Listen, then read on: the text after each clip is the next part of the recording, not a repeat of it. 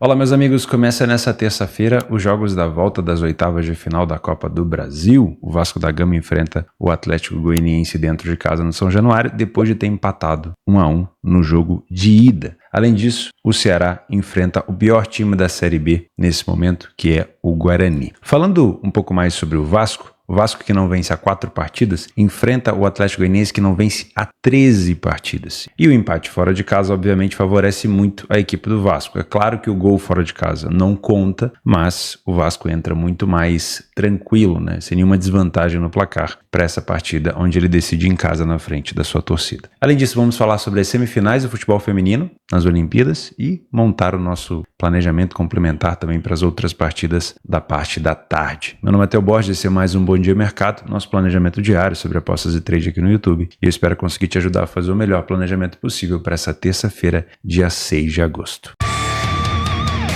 Antes de começar o nosso planejamento, vou pedir para você deixar o like no vídeo e se inscrever no canal. Vou fazer um convite, né? Vou fazer um convite para você se inscrever no canal e acompanhar todos os dias o nosso planejamento de trabalho por aqui. Ainda estou num período de férias, depois da longa temporada europeia e também depois da Eurocopa, mas já estou começando a planejar o meu retorno aos trabalhos. Mas aqui no YouTube, no BDM principalmente, não parei, continuo fazendo meu planejamento junto com vocês, como se eu fosse trabalhar no dia normalmente. Mas é sempre bom a gente tirar um pouco de alguns dias para descansar, né? Principalmente. Bom, vamos começar falando de Ceará e Guarani. Esse jogo acontece 45 minutos antes na Série B, então vale a pena a gente falar primeiro desse jogo. Cotação do mercado de 1,60, 1,57. Temos o mercado bem influenciado para o lado do Ceará. Por quê? Porque o Guarani hoje é a pior equipe da competição. Na tabela de classificação, o Ceará ocupa aqui a 8ª colocação, tem um saldo de mais 5, né? Não é um saldo espetacular, é uma equipe até que toma bastante gol, mas enfrenta hoje a pior equipe da competição, com um saldo bem frágil e um número de derrotas muito elevado, né? O Guarani, além da lanterna na competição, ele não teve nenhuma vitória fora de casa. Foram 6 derrotas e 2 empates, tendo marcado apenas 5 gols. Então, é sim um adversário mais acessível. Dentro de casa, o Ceará só perdeu uma partida,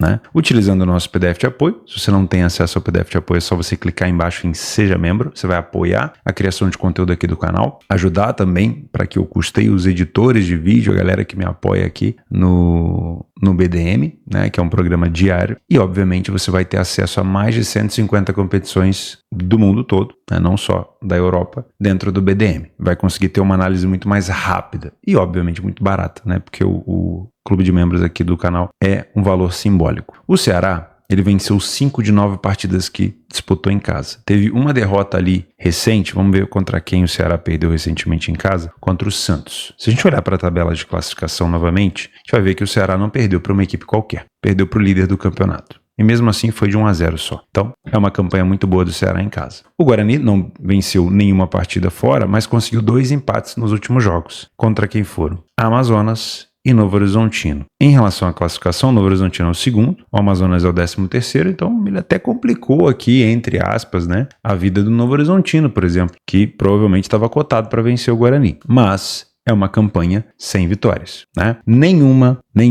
vez que o Guarani saiu da sua casa para jogar fora, ele deixou de sofrer gol. Então é uma equipe que sofreu com muita frequência, uma média de 2 gols por jogo. Apenas 13% desses jogos ele conseguiu abrir o placar. Dá para falar aí que foi, sei lá, uma vez, né? Uma vez. E nessa vez que ele abriu o placar, ele tomou um empate. Não é uma equipe com uma condição ofensiva tão privilegiada. 50% dos jogos apenas ele conseguiu marcar gol, né? Uma média de 0,6 gols marcados por partida. É bem fraco. O Ceará saiu na frente em quase 45% dos jogos, falha pouco em marcar e, obviamente, poderia estar sofrendo um pouco menos de gol, né? Como a gente já viu o saldo do Ceará ali, que não é tão bom no geral, mas em casa é até um pouco melhor. Tem uma média de gols sofridos de 1 gol por jogo, né? O time do Ceará precisa da metade de finalizações no alvo do que a equipe do Guarani. Isso quer dizer que mesmo que o Guarani, por exemplo, esteja atrás do placar e queira vir para cima, mesmo que o Ceará recue, os contra-ataques do Ceará podem ser letais, porque ele não precisa de muitas finalizações. O primeiro tempo do Ceará tem mais vitórias, menos derrotas, mais gols marcados e menos gols sofridos, mas poderia ser um número de vitórias maior, assim como o segundo tempo. O Ceará tem bons números defensivos no segundo tempo, perdeu pouco, assim como perdeu pouco no primeiro, mas poderia ter um número de vitórias maior. É um time que empata muito, né? Então poderia estar um pouquinho melhor nesse fundamento. Em relação à defesa,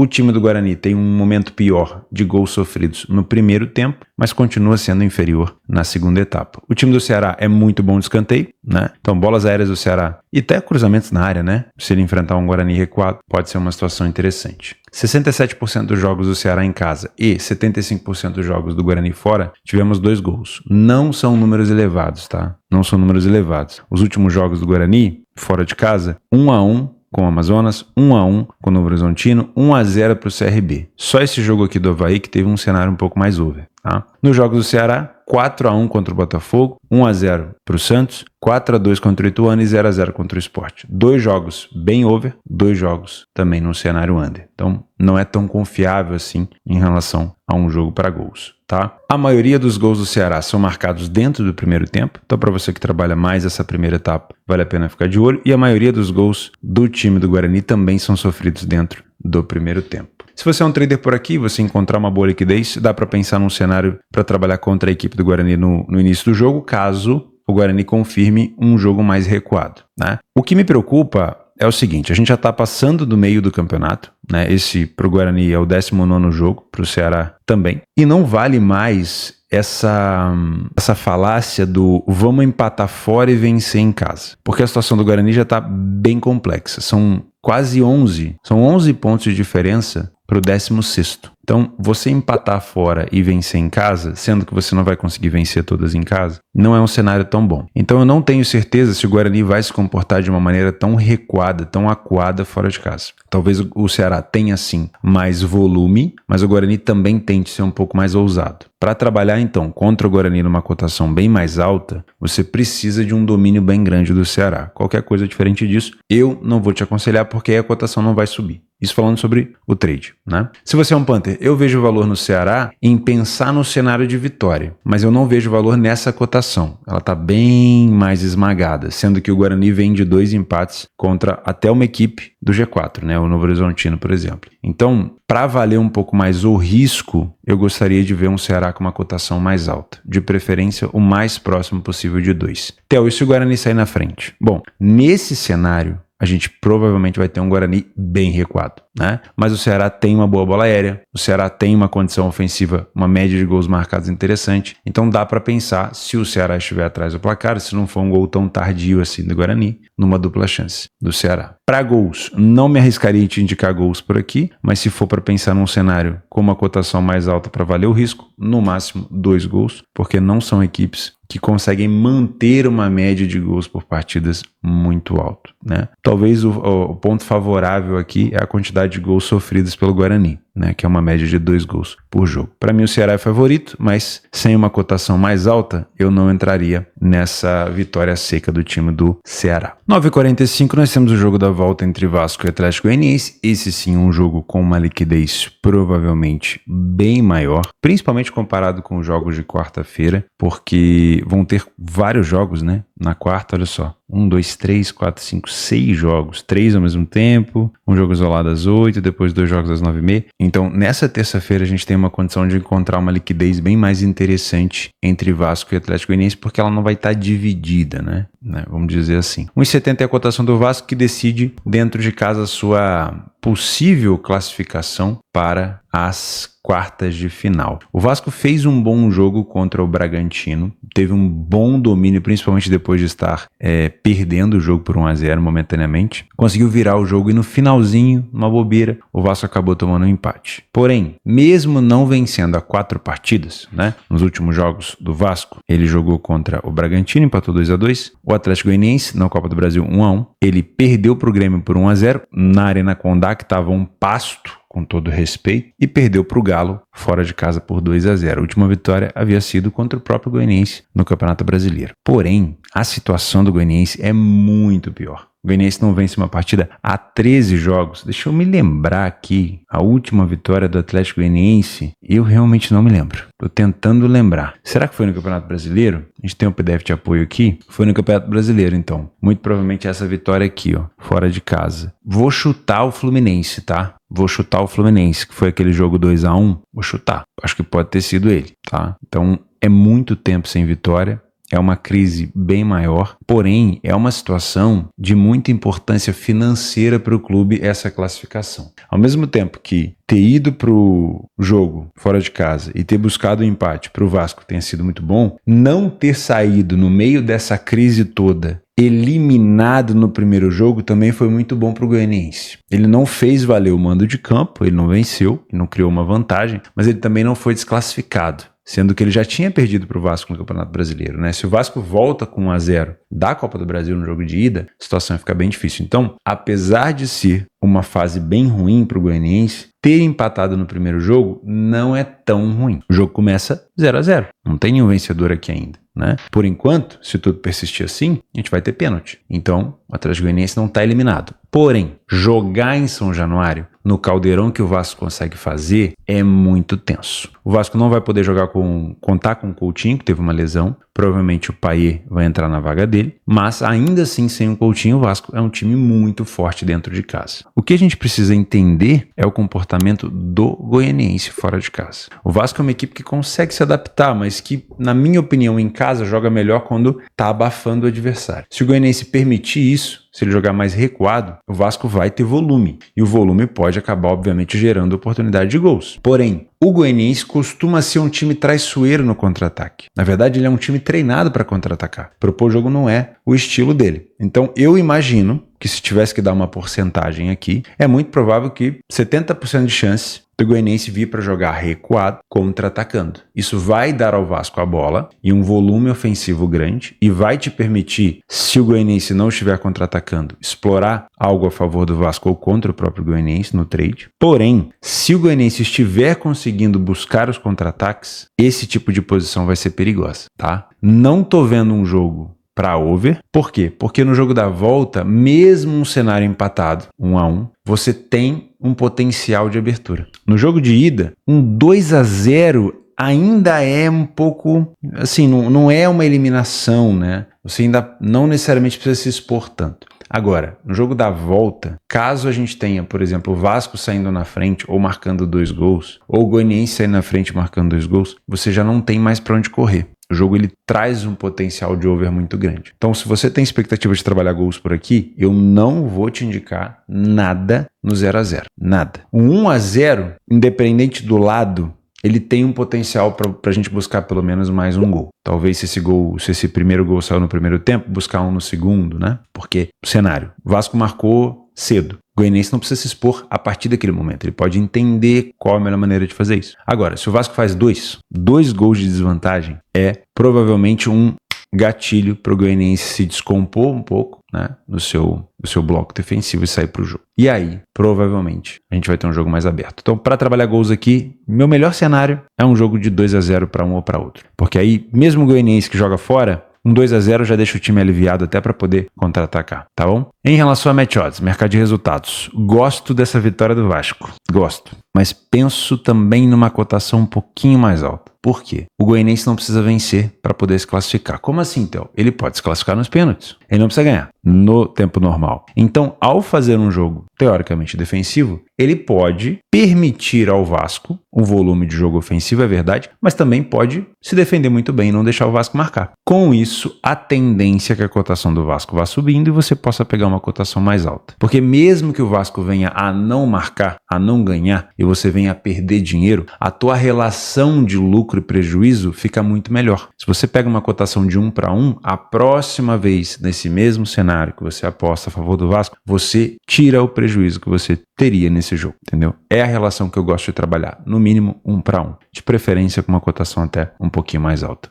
Tá bom? Dando uma olhada rapidinho aqui nos dados do Brasileirão. Tem nada a ver com Copa do Brasil, mas para trazer um pouco do Brasileirão. Os últimos 4 jogos consecutivos fora de casa do Goianiense, ele perdeu Flamengo, Fortaleza, Palmeiras e Bragantino. Somente contra o Flamengo o Goianiense não conseguiu marcar um gol nas derrotas, tá? E perceba que na maioria dessas derrotas foi por 2 gols de diferença. 2-0, 2-0, 3-1, 3-1, 3-1. Isso quer dizer que um jogo 2-0, com 2 gols de diferença, pode abrir essa partida para a gente buscar pelo menos mais 1 ou 2 gols. Time do Vasco, muito competente em marcar, também muito competente em sofrer. Sofreu a mesma quantidade de gols que marcou. É uma equipe que falha pouco, mas que tem sofrido com frequência. Sai mais na frente do placar, faz tempo que não perde dentro de casa, na minha opinião, é sim o favorito, precisa de metade praticamente das finalizações no alvo para poder marcar um gol. Tem um segundo tempo melhor do que o primeiro, mas em ambos os tempos o Vasco toma a mesma quantidade de gols. Isso é um problema. Tá bom? 90% dos jogos do Vasco em casa foram over 1,5, 73% dos jogos do Goianiense fora over 1,5, mas a gente tá falando aqui de um jogo decisivo de eliminatória e enquanto não sair o primeiro gol, eu não olharia para um cenário de over 1,5 gols. Perfeito? Provavelmente Coutinho não joga, Payet vai ser o titular, mas ainda vejo o Vasco favorito. Tentando buscar uma cotação mais alta, acho interessante. Como o Goianiense tem uma defesa frágil,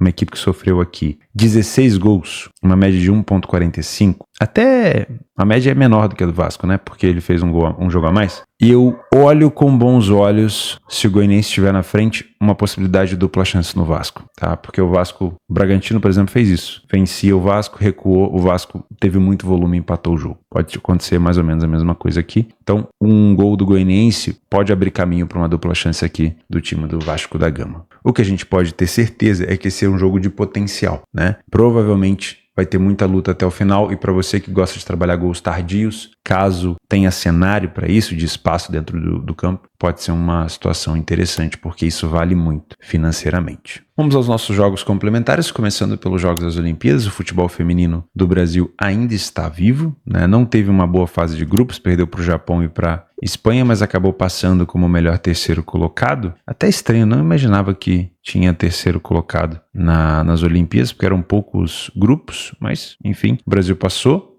pela França, venceu por 1-0 e agora enfrenta a Espanha. Mas antes disso, vamos falar sobre Estados Unidos e Alemanha. Estados Unidos é bem favorito. Já tinha enfrentado a Alemanha na fase de grupos e venceu por 4-1. Quer ver, ó? Aqui, ó, 4-1. Então, os Estados Unidos é sim favorito, na minha opinião. Tende a vencer esse jogo. E a cotação é bem alta, viu? A cotação é bem alta. É que, como é um jogo eliminatório, o nervosismo paira dos dois lados, né? Não fica só de um lado só. Mas, pra mim, os Estados Unidos é favorito para chegar nessa final. Do lado do Brasil, o Brasil enfrenta de novo a Espanha. Espanha que já venceu o Brasil por 2-0. Mas, de novo, o nervosismo não vai só para a seleção brasileira. Caso seja eliminada aqui, o Brasil disputa a terceira colocação contra o perdedor, ali dos Estados Unidos e Alemanha. E se vence, já fica pelo menos com a prata, né? A última dança da Marta em relação a Olimpíadas. Seria muito bonito ver o Brasil numa final. Tomara, tá? A Espanha é sim favorita, mas o Brasil pode fazer um bom jogo defensivo, quem sabe até um bom jogo ofensivo, né? Levar talvez o jogo para os penais. Tô torcendo bastante para que a seleção brasileira chegue nessa final. Vencer a competição já vai ser mais tenso. Independente de quem venha, por exemplo, provavelmente vem os Estados Unidos, é bem difícil, mas não é impossível. Então, já marquei aqui, não vou marcar os dois jogos como jogos complementares, vou colocar o Brasil como correção de preço também, tá? Lá em cima, vamos começar. Na Colômbia, não vou marcar nada, temos o início da terceira fase da Liga dos Campeões, lembrando que depois dessa fase tem a fase de playoff e depois já começa a fase de grupos.